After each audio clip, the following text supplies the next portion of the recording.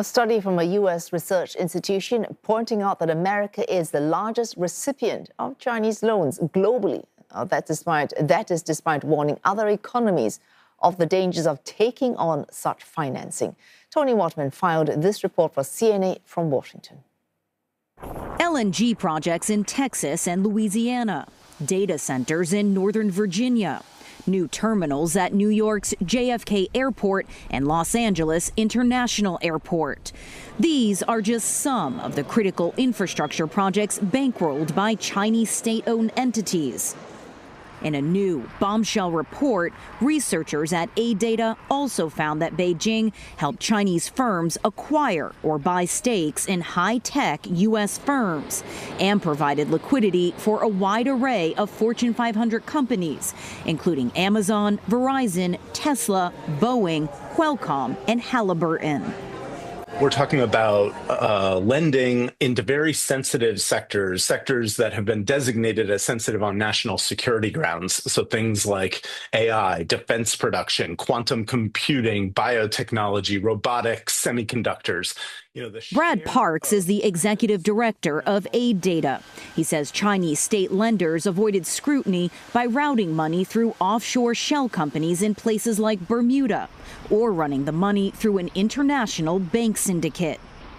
And it's not just the U.S. The report finds that China bankrolled nearly 10,000 projects and activities in high-income countries between 2000 and 2023, totaling nearly $1 trillion.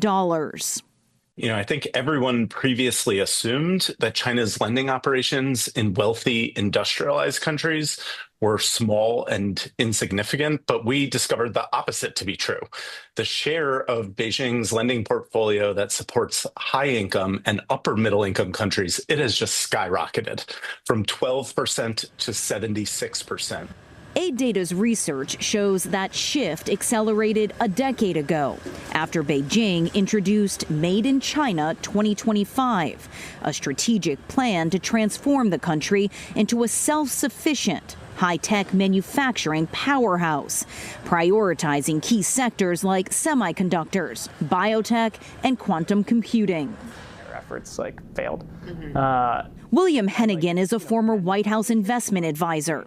He says the acquisitions present three main risks: collection of sensitive intelligence, control over critical infrastructure, and an unfair competitive advantage in China's favor. I think, frankly, the most important type of risk is at a certain point, economic competitiveness and security risk is going to ultimately determine the long-run trajectory and success of one nation versus the other. And when two nuclear powers are competing with one another, conflict is going to play out in the field of economics or technology, not necessarily on the battlefield. Hennigan says Western governments have traditionally lacked the deep financial expertise needed to catch this kind of statecraft.